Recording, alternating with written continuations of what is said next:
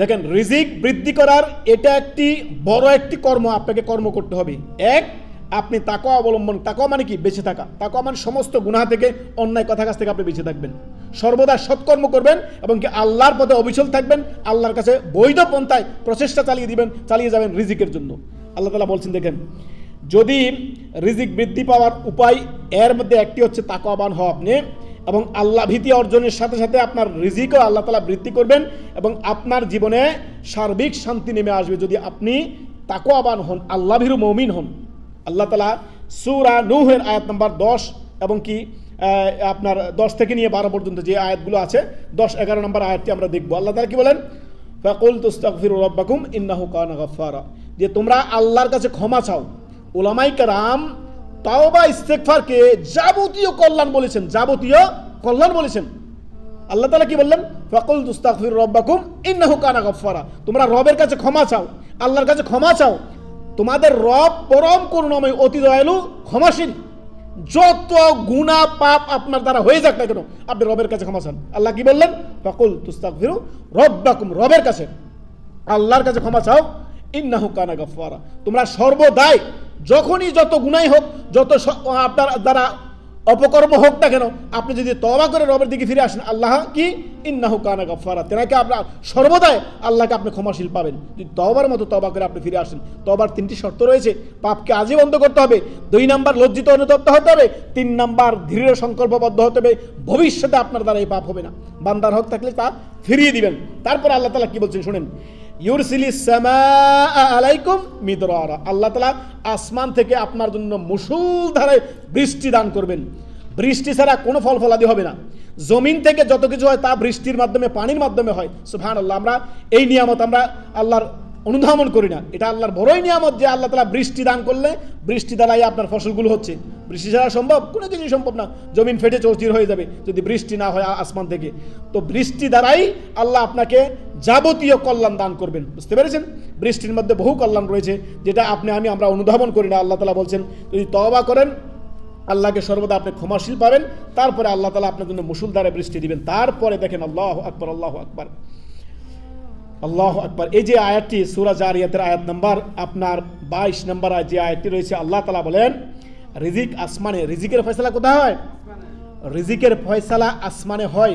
অতএব রব্বুল আলামিন রিজিক দাতা, আপনি নিজে রাজ্জাক বনে যাবেন না।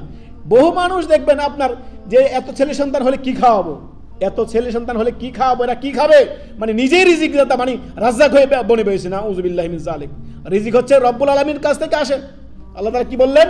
সূরা জারিয়াতের আয়াত নাম্বার 22, আল্লাহ তাআলা বলেন, ওয়াফিস সামাই রিজকুকুম ওয়া মা তুআদুন, হে মানুষ, আকাশে তোমাদের রিজিক রয়েছে।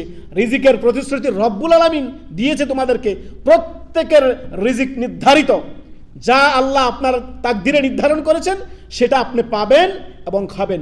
খেয়াল রাখিয়েন, তাকদিরের প্রতি ঈমান নিয়ে আসা। ঈমানের 6টি আরকানের মধ্যে একটি হচ্ছে ওয়াতুমিনা বিল কাদারি খাইরি ওয়া শার, অর্থাৎ তুমি ঈমান নিয়ে আসবে তাকদিরের ভালো মন্দর প্রতি। আপনি বর্তমানে বেহাল অবস্থা আছেন, আল্লাহর কাছে দোয়া করুন, আল্লাহ আমাকে ধৈর্য ধারণ করার তৌফিক দান করুন। আল্লাহ আমার এই হালকে আপনি দ্রুতই পরিবর্তন করুন, আল্লাহ আমাকে সচ্ছল করুন। আল্লাহ, আর সচ্ছলতার মধ্যে আছেন, বহু নিয়ামতের মধ্যে আছেন, আল্লাহ শুকরিয়া আদায় করেন, আলহামদুলিল্লাহি রাব্বিল আলামিন। সর্বদাই আল্লাহ শুকরিয়া আদায় করেন। আপনি যদি শুকরিয়া আদায় করেন, আল্লাহ বলেন আমি বহু গুণে বরকত দান করবো, তাকে বেশি করে তাকে বৃদ্ধি করে দিব যদি সে আল্লাহর কাছে আল্লাহ শুকরিয়া আদায় করে। এই আয়াত ছোট হলে কি, আয়াতের মধ্যে মেসেজ, আল্লাহর কথাটা শুনে নাও না। আল্লাহ তাআলা কি বলছেন? ওয়াফিস সামাই রিজকুকুম ওয়া মা তুআদুন, আসমানে রিজিকের ফয়সালা হয়, আসমান থেকে রিজিক আসে, আমরা অনুধাবন করতে পারি না। আল্লাহ তাআলা আমাদের প্রতিশ্রুতি দিয়েছেন, যদি আমরা ঈমান নিয়ে আসি, সৎকর্ম করি, অবশ্যই আল্লাহ রাব্বুল আলামিন আমাদেরকে কি করবেন? মুষলধারে বৃষ্টি দিবেন, রিজিক দিয়ে পরিপূর্ণ করবেন আমাদের জীবন আপনার সচ্ছলতা দিয়ে। আল্লাহ আমাদেরকে বুঝার তৌফিক দান করুন। সুবহানাল্লাহ, আল্লাহু আকবার, আল্লাহু আকবার। জীবন ধারণ ও সুস্থ স্বাভাবিকভাবে বেঁচে থাকার জন্য রিজিকের গুরুত্ব অপরিসীম।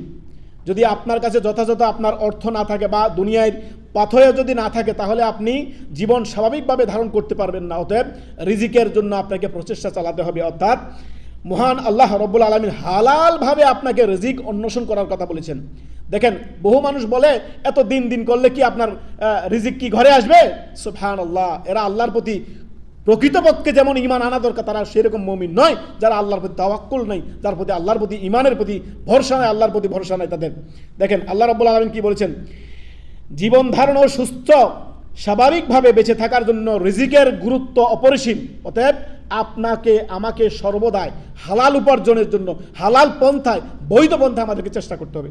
যে আল্লাহ রাব্বুল আলামিন আমার রিজিক নির্ধারণ করেছেন, এখন আমাকে প্রচেষ্টা চালাতে হবে, কোথায় আমার রিজিক আছে সেটাকে আমাকে অন্বেষণ করতে হবে। আল্লাহ রাব্বুল আলামিন সূরা জুমার আয়াত নাম্বার 10 আল্লাহ রাব্বুল আলামিন বলেন, ফাইদা কুদিয়াতিস সালাহ, যখন তোমরা সালাত শেষ করো, ফান্তাশিরু ফিল আরদ, জমিনে তোমরা ছড়িয়ে পড়ো, পৃথিবীতে ছড়িয়ে পড়ো। কি জন্য? ওয়াবতাগু মিন ফাদলিল্লাহ, আল্লাহর ফজল করম, আল্লাহ যে রিজিক তোমাদের জন্য নির্ধারণ করেছেন সে রিজিক অন্বেষণের জন্য তোমরা জমিনে ছড়িয়ে পড়ো, চেষ্টা করো কোথায় রিজিক আছে, যাও যেইভাবে হোক আয় উপার্জন করার জন্য, ইনকাম করার জন্য বৈধ পন্থায়, হালাল পন্থায়। আল্লাহ তাআলা কি বলেন?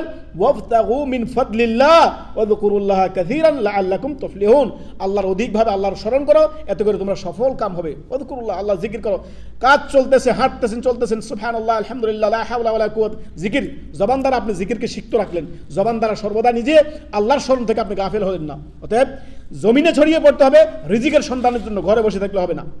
অতএব যারা আপনার বিভিন্ন বাহানাতে যে দিন দিন করলে কি আমার পেট চলবে, অনেকে বাসে না, বহু মানুষ, বহু ফাসিক পেয়ে যাবেন বলতেছে দিন দিন করলে কি আমার পেট চলবে, আমাকে আয় উপার্জন করা লাগবে না। আয় উপার্জন করেন, আল্লাহ বলছেন, আগে আপনি সালাত শেষ করেন, তারপরে জমিনে ছড়িয়ে পড়েন, ঘরে বসে থাকেন না, রিজিকের সন্ধান করেন। আল্লাহ আমাদেরকে বুঝা